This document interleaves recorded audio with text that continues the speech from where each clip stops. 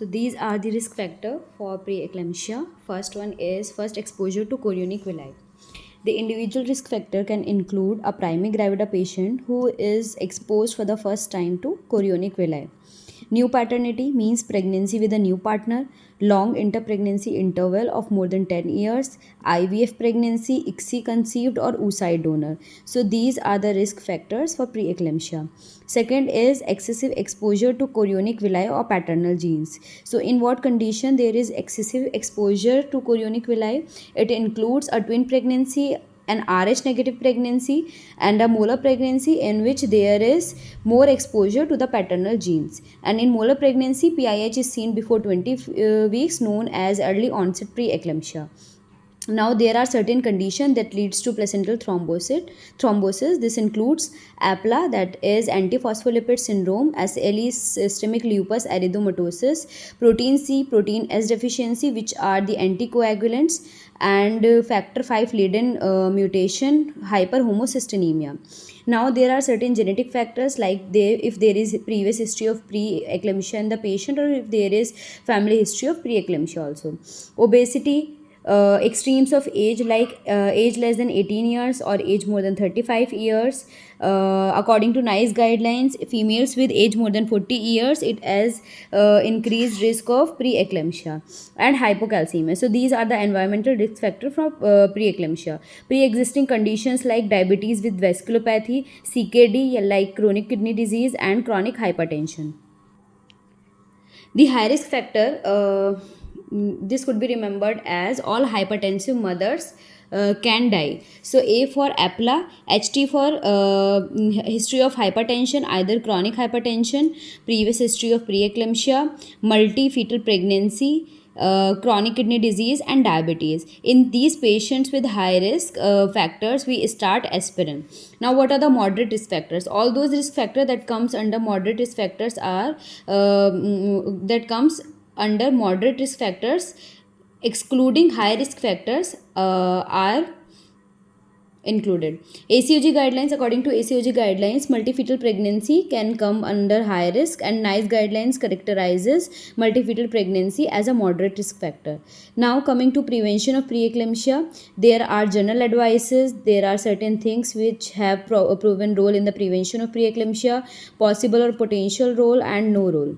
General measures include a high risk and obese patient, so we advise weight loss before conceiving. Pre-pregnancy weight gain is a high risk factor for preeclampsia.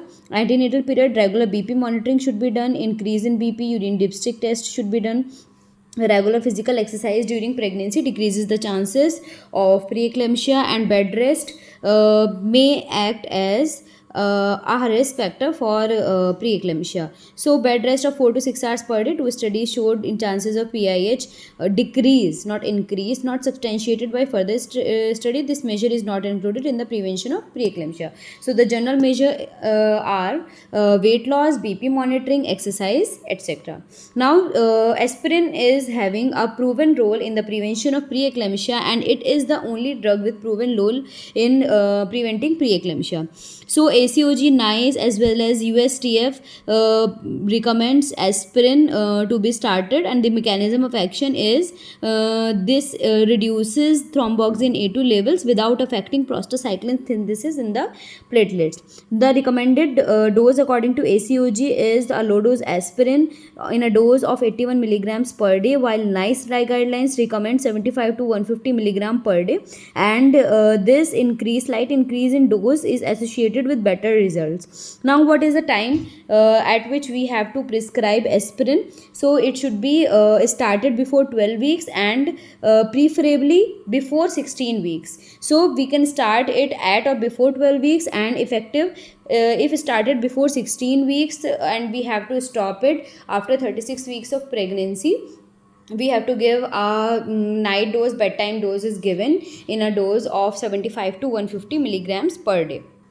There are recommendations that differ. According to ACOG, we have to start aspirin before 12 weeks and stop 7 to 10 days before termination of pregnancy, while older guidelines recommends 12 to 28 weeks. So we have to remember that according to ACOG, we have to start aspirin at or before 12 weeks and stop 7 to 10 days before termination of pregnancy.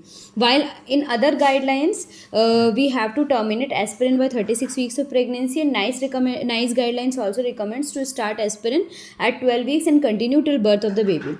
Now, what are the indications of starting aspirin? Presence of more than one high risk factors. High risk factors include APLA, history of hypertension, either chronic hypertension or previous history of hypertension, multifetal pregnancy, chronic kidney disease, and diabetes. While if more than two moderate risk factors are present, then we can start aspirin as well. So there are certain aspirin trials. This trial was done in 1600 women at risk of developing preterm preeclampsia, and this is known as ASPER trial. In this trial, low dose of aspirin was started 11 to 14 weeks and continued till 36 weeks. The rate of preterm preeclampsia recurrence in the test group was 1.6% and the control group was 4.3%. Another trial in which aspirin was given to pregnant women with risk of PIH before 16 week, and it decreases the risk by 60%. Now, the chances of PIH are reduced by 10% on giving aspirin before 16 weeks. And there are other trials also. USTF recommends that aspirin prophylaxis should be given in high-risk pregnant females, and low-dose aspirin leads to 10% reduction in the incidence of preeclampsia and outcomes like IUGR and preterm labor. Now, this is a proven medication which can prevent preeclampsia. Another one is calcium, and it is recommended by WHO. Indication is a calcium deficient patient, and it should be started in a dose of 1500 to 2000 milligrams per day, and it can be started in second trimester also. Calcium supplementation does not decreases the risk of preeclampsia in pregnant women with normal calcium levels, but it decreases the risk of preeclampsia in females with reduced calcium levels. Now, there are medications which have a potential role in prevention of preeclampsia. These includes heparin, statin, and metformin.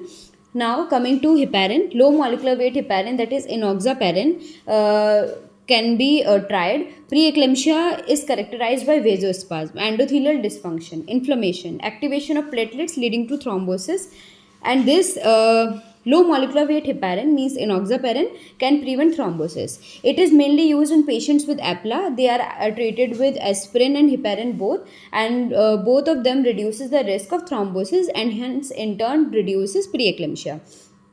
Now, there are trials in which aspirin and heparin was given to pregnant females who were at increased risk of developing preeclampsia, but there was no difference in outcome of maternal death, perinatal death, preeclampsia as GA baby, etc.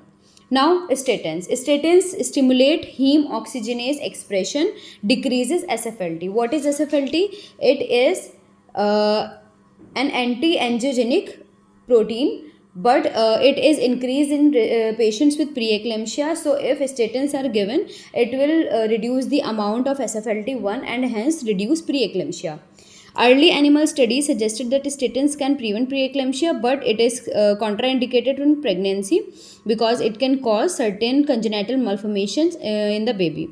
Now, what is the role of metformin? Metformin decreases HIF, which is a hypoxia inducible factor, by decreasing mitochondrial electron chain activity and hence reduces SFLT1 soluble endoghelin 1 levels.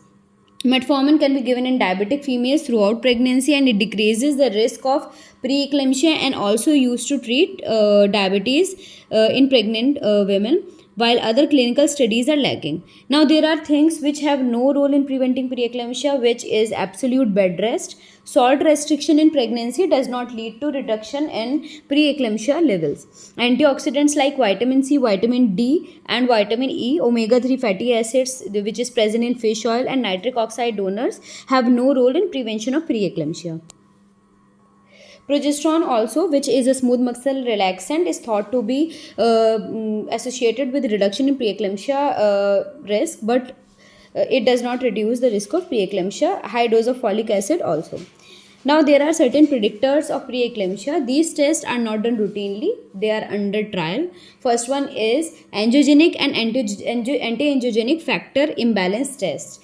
The angiogenic factors are the platelet derived growth factors and vascular endothelial growth factor, while the anti-angiogenic factors are SFLT1, that is soluble FMS like tyrosine kinase 1, and soluble endoglin levels. So in preeclampsia patient, this SFLT1 and soluble endoglin are increased, while PLGF and VEGF are reduced.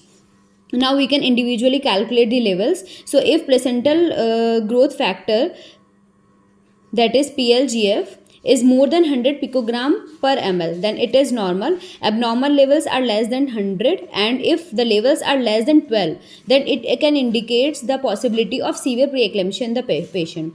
Decreased VEGF levels can also be seen, and there is one significant ratio which is the best test and predicts the risk of preeclampsia.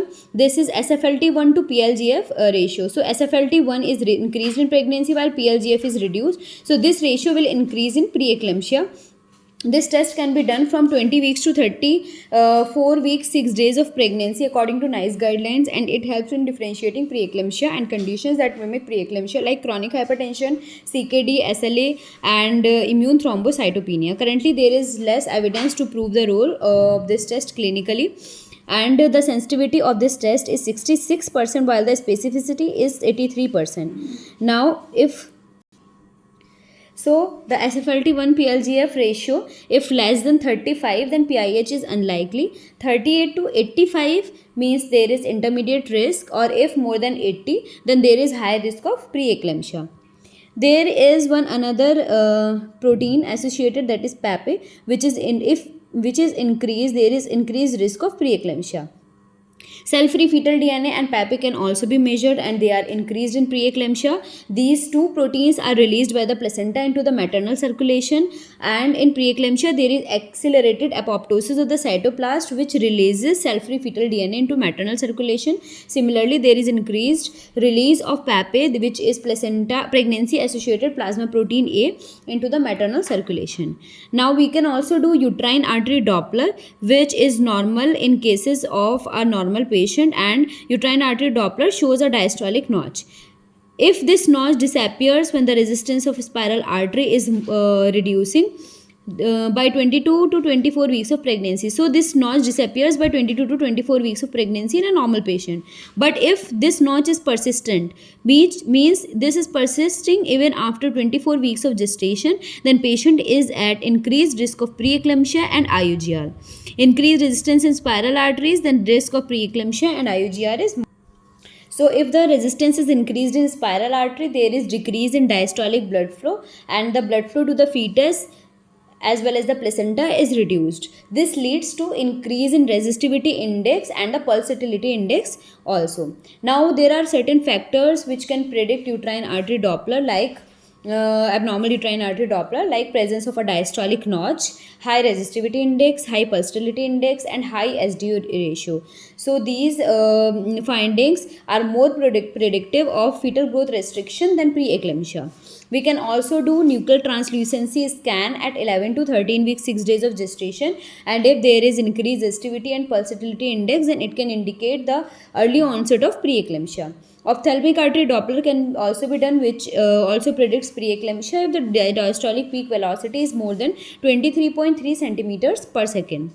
Now there are certain provocative pressor tests which are outdated. It includes a giant rollover test done at 28 to 32 weeks of pregnancy, in which we shift the patient from lateral supine position, left lateral position to the supine position, and when there is IVC compression, this leads to increase in BP by more than 20 millimeters of mercury. So this is giant's rollover test. Angiotensin 2 infusion test can also be given, as we all know that angiotensin 2 sensitivity is increased in patients with preeclampsia. So this can increase the BP up to 8 microgram of angiotensin can be associated with increased in BP. Isometric exercise test can also be done, where we squeeze the ball, then there is increase in BP, but these all tests are outdated and the sensitivity is lower, that is around 55%, and specificity is just 85%. So no role in prediction with the serum uric acid levels, can be increased due to reduced GFR and increased tubular reabsorption even in normal patients. Routine APLA antibody testing is not done. Routine thrombophilia testing like protein C, protein S, and factor V latent mutation is also not done.